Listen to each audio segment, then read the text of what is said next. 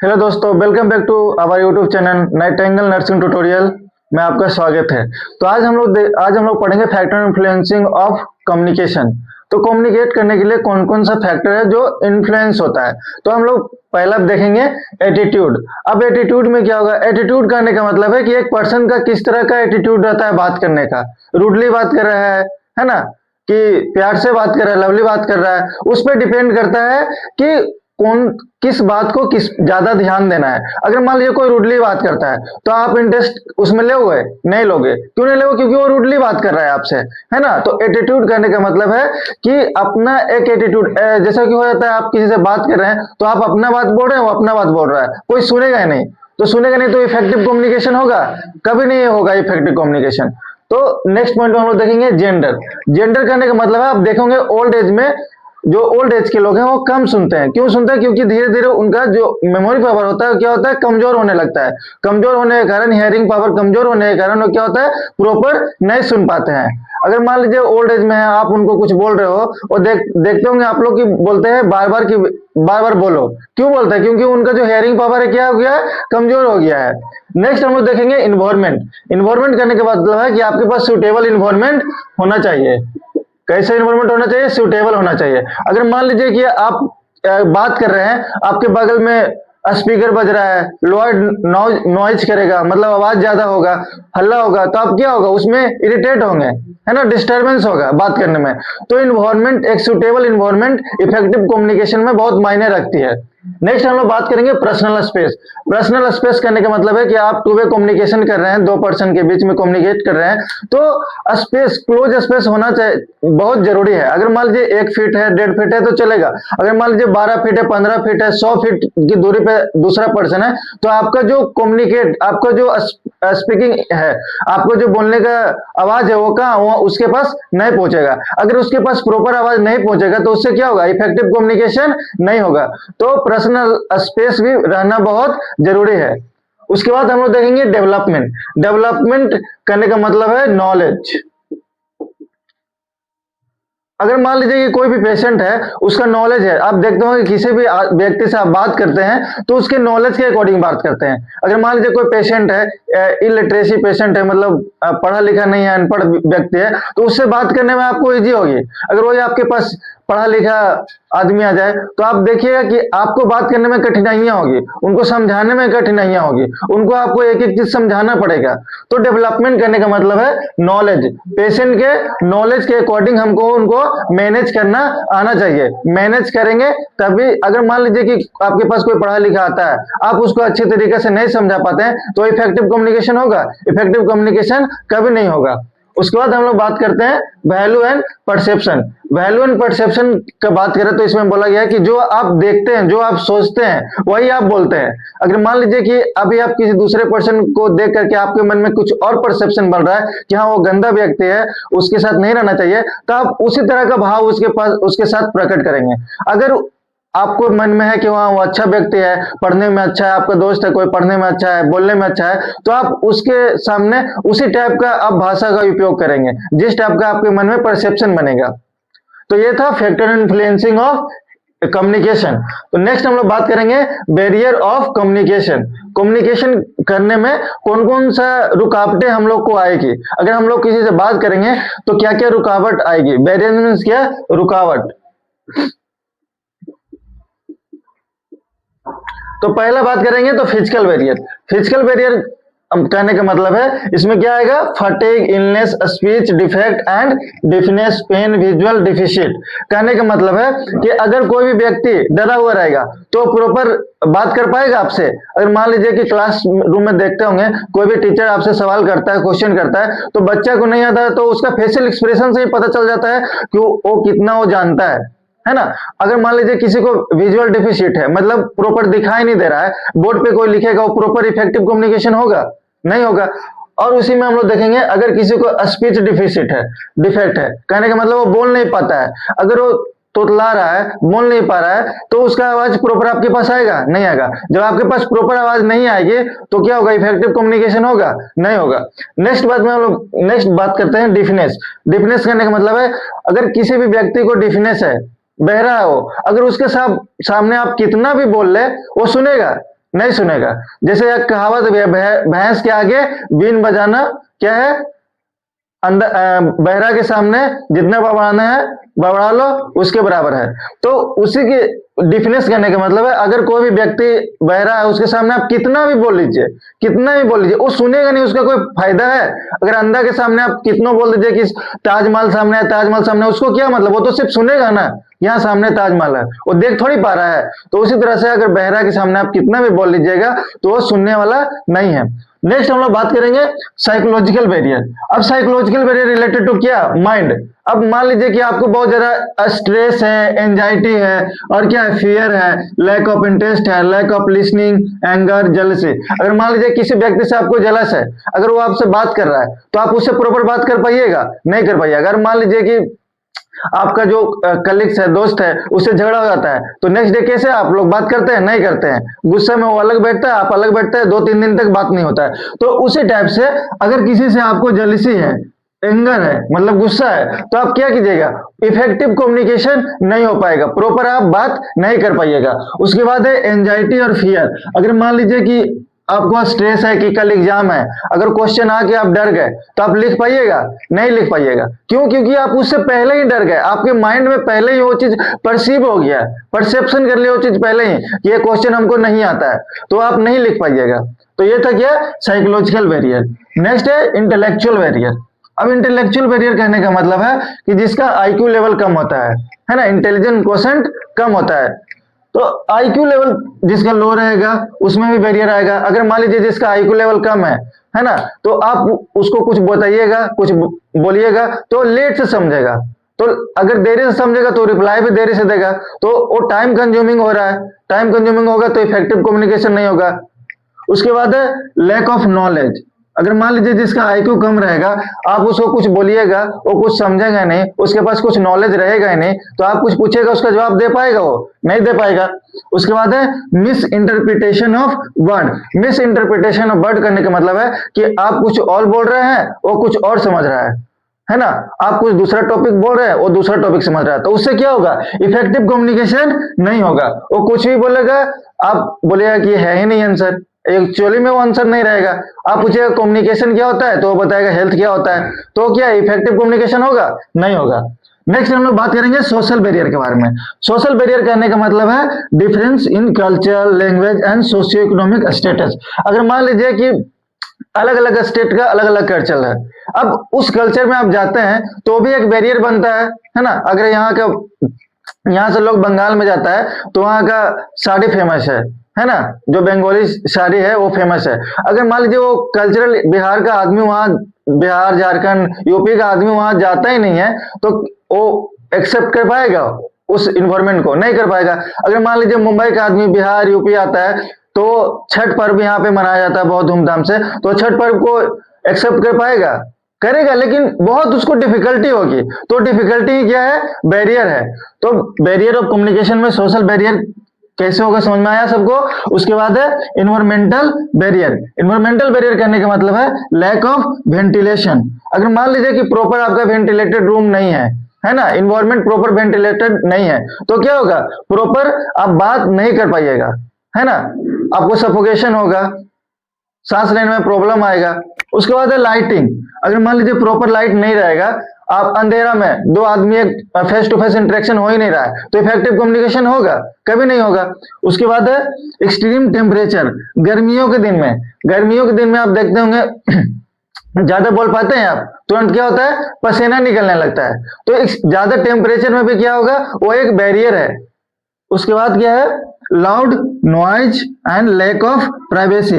अगर मान लीजिए कि दो लोग बात कर रहा है, वो प्राइवेसी है ही नहीं, आप दो दोस्त हैं, आप किसी को कुछ बता रहे हैं, वो किसी तीसरा को जाके बता रहा है, आप उस पर ट्रस्ट कीजिएगा, कभी नहीं कीजिएगा। तो लैक ऑफ यहाँ पे प्राइवेसी है, आप कुछ बता रहे हैं, वो किसी और को जाके बता दे रहा है आपका पर्सनल चीज।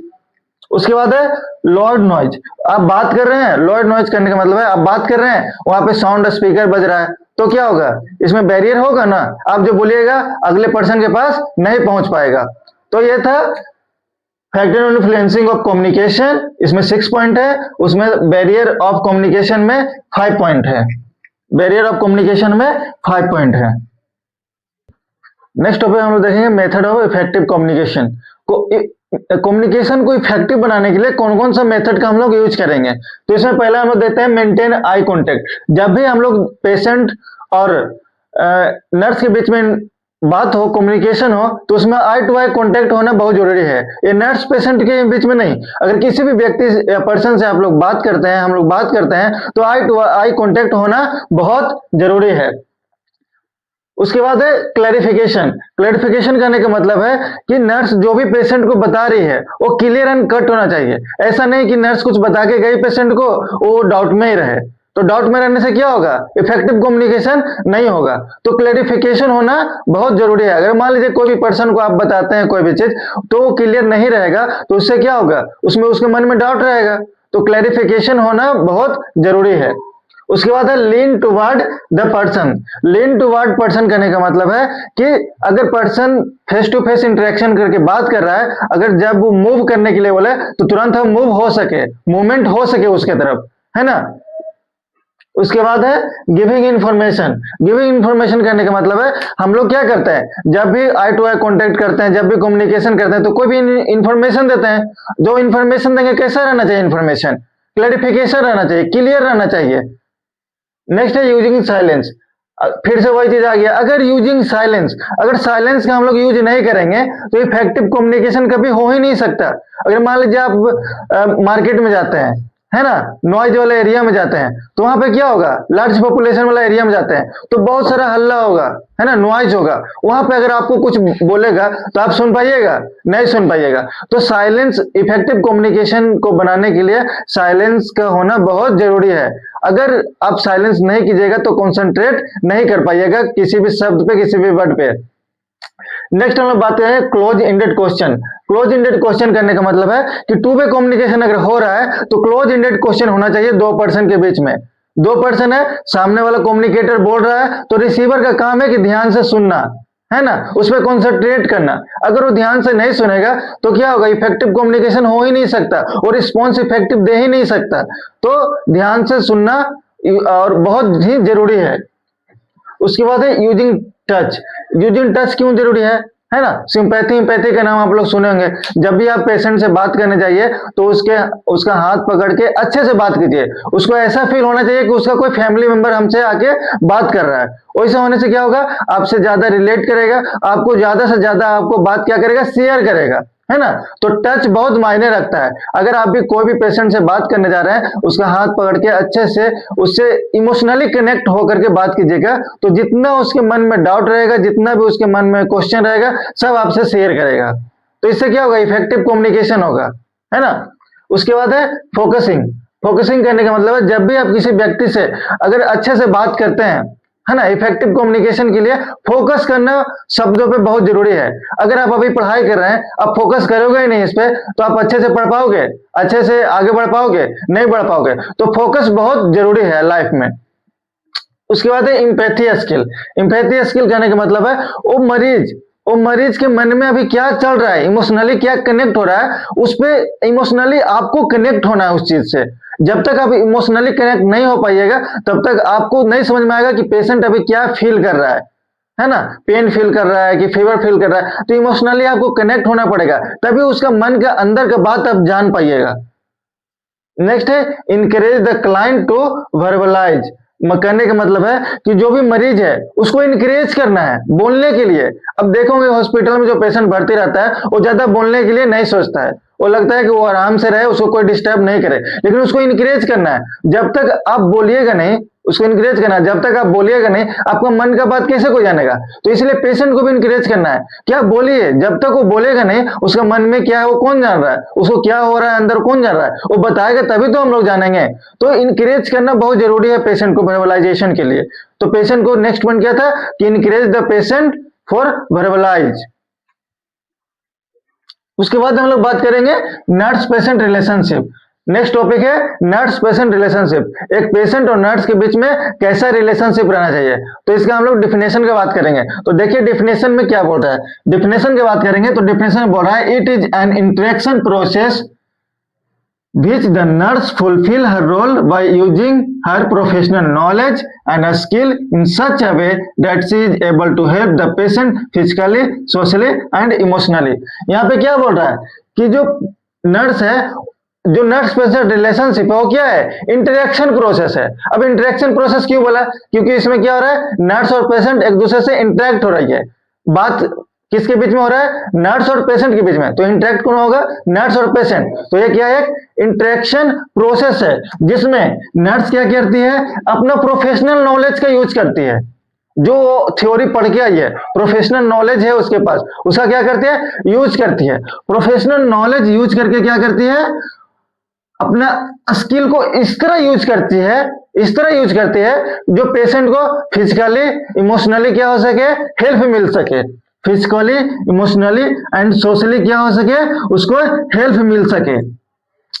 अगर मान लीजिए कि हम कोई भी बीएससी नर्सिंग, जीएनएम, एएनएम कोई भी नर्सिंग प्रोफेशनल करके गए, मरीज से मिलने गए, तो अपना जो पढ़ के आए हैं थ्योरी, उसका इम्प्लीकेशन कहाँ करेंगे, हॉस्पिटल में करेंगे, पेशेंट पे करेंगे। वो इम्प्लीमेंट कर रहे हैं, इम्प्लीमेंट करने के बाद जो भी उसका प्रोफेशनल नॉलेज है उसी को इम्प्लीमेंट करेंगे, है ना। तो उससे क्या होगा, पेशेंट को फिजिकली, इमोशनली, सोशली क्या होगा, हेल्प मिलेगा। अगर मान लीजिए आप किसी भी पेशेंट को अच्छी तरह से समझा रहे हैं, तो समझाने से क्या होगा, पेशेंट का डाउट क्लियर होगा ना, डाउट क्लियर। अगर मान लीजिए उसका फैमिली मेंबर्स को समझा रहे हैं, तो सोसाइटी में जो भी है वो क्या होगा, उसका अच्छा इमेज बनेगा, आपका अच्छा इमेज बनेगा अगर अच्छे से आप समझा रहे हैं। तो अब देखा कि अलग अलग पर्सन का अलग अलग बेस्ट डॉक्टर रहता है। क्यों रहता है, क्योंकि वो अच्छे तरीके से उससे कनेक्ट कर पाता है। अगर आप इमोशनली पेशेंट से कनेक्ट हो पाइएगा तो आपको बेस्ट मानेगा, ये मेरे लिए बेस्ट है। आपसे जितना भी बात रहेगा, अपना इमोशनली जितना भी बात रहेगा आपसे शेयर करेगा। तो नेक्स्ट डेफिनेशन की बात करते हैं। तो नेक्स्ट डेफिनेशन में बोल रहा है, फिर से क्या बोल रहा है, it is a interaction process between two person. फिर से वही चीज बोला है कि ये क्या है, इंटरेक्शन प्रोसेस है। अगर मान लीजिए बात हो रहा है दो पर्सन के बीच में, तो इंटरेक्शन होगा ना। तो ये क्या है, इंटरेक्शन प्रोसेस है, किसके बीच में, दो पर्सन के बीच में, बिटवीन टू पर्सन। और दो पर्सन कौन है, पेशेंट है और नर्स है। उसके बाद क्या बोल रहा है, the nurse offer a series purposeful activity and practice that are useful to a particular patient। कहने का मतलब है कि नर्स क्या करती है, अपना जो भी उसका प्रोफेशनल नॉलेज है उसका यूज करके एक्टिविटी करती है।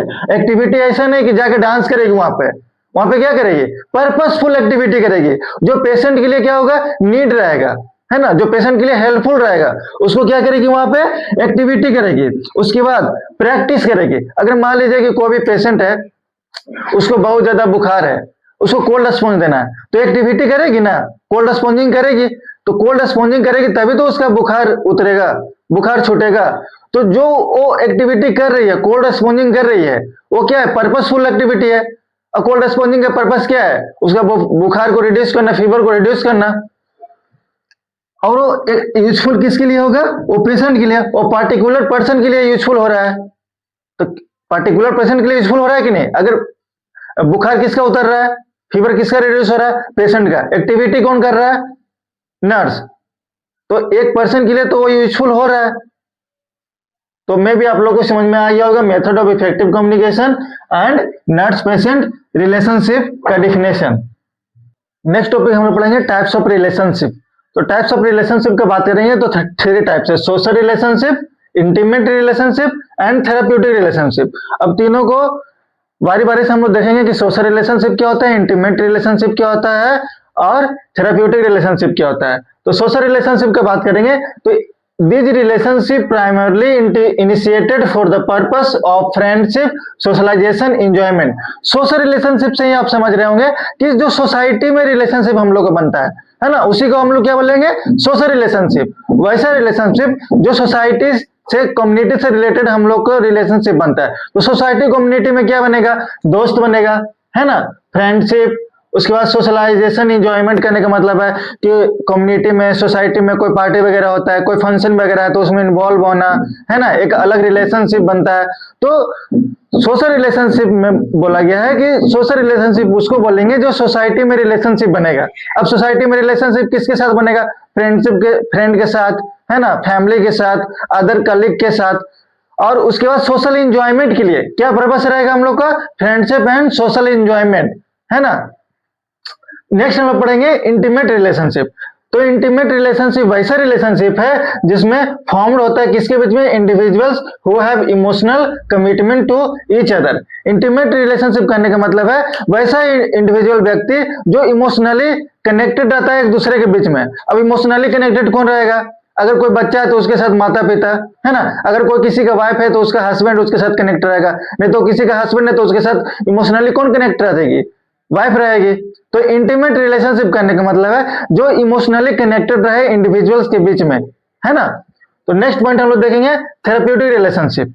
तो थेराप्यूटिक रिलेशनशिप से आप लोग समझ रहे होंगे, थेराप्यूटिक करने का मतलब हॉस्पिटल से रिलेटेड, है ना, जो केयर वगैरह हम लोग देते हैं। तो थेराप्यूटिक रिलेशनशिप में किसके किसके बीच में रिलेशनशिप बनेगा, नर्स और पेशेंट के बीच में। तो इसका हम लोग डेफिनेशन देखते हैं। तो इसमें बोल रहा है it is the between nurse and patient in which the nurse develop communication skill, understanding personal strength in order to enhance client growth। तो थेराप्यूटिक रिलेशनशिप कहने का मतलब है कि किसके किसके बीच में रिलेशनशिप डेवलप होगा, पेशेंट और नर्स के बीच में, जिसमें नर्स क्या करती है, अपना स्किल को डेवलप करती है ना, कम्युनिकेशन स्किल को डेवलप करती है किसके साथ, पेशेंट के साथ। क्यों करती है, क्योंकि पेशेंट जो है उसको ग्रोथ होने में हेल्प हो सके। अगर मान लीजिए कोई मरीज है, उससे अच्छे से बात करेगी तो इमोशनली कनेक्ट होगी, तो इमोशनली उसको क्या होगा, हेल्प होगा, हेल्प मिलेगा ना। तो इसी तरह से बोला गया है कि understanding the personal strength in order to enhance client growth. एक मरीज को इलनेस से वेलनेस की ओर जाने के लिए एक नर्स का बहुत अहम भूमिका रहता है। सबसे ज्यादा इमोशनली कनेक्टेड एक नर्स ही रहती है पेशेंट के साथ। तो थेराप्यूटिक रिलेशनशिप सबको समझ में आ गया होगा। नेक्स्ट हम लोग पढ़ते हैं phases of relationship. Phases of relationship का हम लोग बात करेंगे। तो इसमें 4 फेज है। पहला फेज है प्री इंटरेक्शन फेज, दूसरा ओरिएंटेशन फेज, तीसरा वर्किंग फेज और चौथा टर्मिनेशन फेज। तो प्री इंटरेक्शन फेज किसको बोलते हैं उसको हम लोग देखते हैं। तो प्री इंटरेक्शन फेज करने का मतलब है कि जब नर्स उस पेशेंट से फेस टू फेस इंटरेक्शन होने से पहले जो डाटा कलेक्शन करता है। अब कहने का मतलब है कि कोई भी मरीज एडमिट है, अब हमको बताया गया कि बेड नंबर 17 से जाके तुम मिलो। अब बेड नंबर 17 से जाने से पहले उस पेशेंट का जो हम लोग डाटा कलेक्ट करेंगे, फर्स्ट इंटरेक्शन से पहले हम लोग जो उसका डाटा कलेक्ट करेंगे। अब डाटा में क्या क्या कलेक्ट करेंगे, उसका नाम, एज, सेक्स, उसका एड्रेस, उसका डिजीज कंडीशन क्या है, इतना हम लोग कलेक्ट करेंगे तभी तो उससे जाके हम लोग बात कर पाएंगे उससे रिलेटेड। अगर हम गए 17 बेड नंबर के पास गए, उसका नाम ही हमको पता नहीं है, तो उससे हम लोग कैसे रेपो एस्टेब्लिश करेंगे। उसका नाम हम लोग को पता रहेगा, एज पता रहेगा, सेक्स पता रहेगा, उसका डिजीज कंडीशन क्या है, तभी तो उससे रिलेटेड हम उससे बात कर पाएंगे। अगर मान लीजिए उस पेशेंट के पास गए, हमको डिजीज कंडीशन ही नहीं पता है, तो उससे हम क्या बात करेंगे, कुछ नहीं बात कर सकते हैं। नेक्स्ट है ओरिएंटेशन फेज। ओरिएंटेशन फेज करने का मतलब है जब हम लोग ओरिएंट होते हैं। पहला तो था प्री इंटरेक्शन फेज जिसमें हम लोग डाटा कलेक्ट कर रहे थे मरीज के बारे में फर्स्ट इंटरेक्शन से पहले ही। अब ओरिएंटेशन फेज में है कि जब हम लोग पेशेंट से ओरिएंट करते हैं, सामने आते हैं, फेस टू फेस इंटरेक्शन होता है, तब हम लोग क्या करते हैं। तो ओरिएंटेशन फेज का डेफिनेशन देखते हैं। The nurse and client closely observe each other and make judgment about each other behavior। कहने का मतलब है ओरिएंटेशन फेज में 2 पर्सन इन्वॉल्व होंगे, एक नर्स और एक पेशेंट, और दोनों जब कम्युनिकेशन करेंगे तो दोनों एक दूसरे का बिहेवियर को देखेंगे, एक दूसरे का जजमेंट करेंगे ना। अगर मान लीजिए हम पेशेंट के पास गए, पेशेंट से बात कर रहे हैं, तो कैसा इंटरेक्ट कर रहा है, तो पुअर इंटरेक्ट कर रहा है कि वेल इंटरेक्ट कर रहा है ना, वो तो हम लोग को पता चलेगा। और जो पेशेंट हम लोग से बात करेगा तो उनको भी पता चलेगा कि मेरा जो नर्स है उनका नॉलेज क्या है। उसके बाद हम लोग बात करेंगे वर्किंग फेज। तो पहला तो था प्री इंटरेक्शन फेज, दूसरा था ओरिएंटेशन फेज, तीसरा फेज है वर्किंग फेज जिसमें हम लोग प्लानिंग के साथ इम्प्लीमेंटेशन करते हैं, जिसमें हम लोग काम करते हैं, जो हम लोग प्लानिंग किए हैं उसमें हम लोग काम करते हैं। तो वर्किंग फेज की बात करेंगे तो in this phase the nurse make full use of this service to reduce the problem of the patient and restore the health। अगर मान लीजिए कि किसी भी पेशेंट को बहुत ज्यादा पेन हो रहा है ना, बहुत ज्यादा पेन हो रहा है, तो हम लोग क्या प्लानिंग करेंगे, उसको कंफर्ट डिवाइस देने का, कंफर्ट डिवाइस देंगे, नहीं तो फिजिशियन से बात करके उसको एनाल्जेसिक मेडिकेशन हम लोग एडमिनिस्टर करेंगे। तो वर्किंग फेज करने का मतलब है कि जो हम लोग प्लानिंग किए हैं पेशेंट के लिए उसका जो भी प्रॉब्लम है उसको रिड्यूस करने के लिए, उसका हेल्थ को रिस्टोर करने के लिए उस पर हम लोग क्या करेंगे, इंप्लीमेंट करेंगे। जो भी हम लोग पेशेंट के लिए प्लानिंग किए हैं उसको इंप्लीमेंट करेंगे, वही हो गया वर्किंग फेज। नेक्स्ट हम लोग बात करेंगे टर्मिनेशन फेज। तो टर्मिनेशन फेज कहने का मतलब है लास्ट फेज है जिसमें client becomes confident, independent and evaluate the preventive measures. कहने का मतलब है क्लाइंट क्या होगा, खुद कॉन्फिडेंट दिखेगा। हम तो उसको इंप्लीमेंट कर दिए, उसका पेन था उसको रिड्यूस करने के लिए हमने कंफर्ट डिवाइस दे दिया, एनाल्जेसिक दे दिया। अब वो एनाल्जेसिक वर्क किया, कंफर्ट डिवाइस वर्क किया, वो किस में पता चलेगा, टर्मिनेशन फेज में पता चलेगा। अब टर्मिनेशन फेज में कैसे पता चलेगा, अगर मान लीजिए उसका पेन रिड्यूस हो जाएगा तो पेशेंट क्या कॉन्फिडेंट दिखेगा, है ना, और स्ट्रेस फ्री दिखेगा, उसमें एंजाइटी फियर नहीं रहेगा कुछ, क्या हमको पेन हो रहा था तो उससे कुछ और भी होने का चांसेस है, वो उसमें नहीं दिखेगा। वो आप पे ट्रस्ट करेगा, वो सब कुछ किस में दिखेगा, पेशेंट में दिखेगा, कॉन्फिडेंट दिखेगा। उसके बाद इंडिपेंडेंट हो जाएगा। अगर मान लीजिए उसको पेन था तो उससे पहले उसका काम कौन कर रहा था, नर्स कर रहे थे, हेल्थ केयर वर्कर कर रहा था, लेकिन उसका पेन रिड्यूस हो गया तो खुद का काम क्या कर सकता है, खुद कर सकता है, तो इंडिपेंडेंट दिखेगा। उसके बाद है evaluate the preventive measures. Evaluate the preventive measures कहने का मतलब उसको पेन हुआ तो इवैल्यूएट करेगा कि हमको नर्स ने क्या क्या किया। तो नर्स ने क्या किया, कंफर्ट डिवाइस दिया, एनाल्जेसिक मेडिकेशन दिया, फिजिशियन से बात करके एडमिनिस्टर किया, तो सब क्या है, पेशेंट जो है इवैल्यूएट करेगा, है ना, प्रिवेंटिव मेजर्स का कि क्या क्या यूज करके नर्स ने उसको प्रिवेंट किया, पेन से प्रिवेंट किया, रिड्यूस किया पेन को, उसका रिस्टोर किया हेल्थ को। तो फेजेज ऑफ रिलेशनशिप में हम लोग बात करेंगे तो 4 फेज थे। पहला pre interaction phase, orientation phase, working phase and last termination phase. Nursing foundation का unit 4 communication and nurse person relationship यहीं पे खत्म होता है। नेक्स्ट वीडियो में एक नए यूनिट के साथ हम लोग आएंगे, unit number 6 documentation and reporting. Thank you.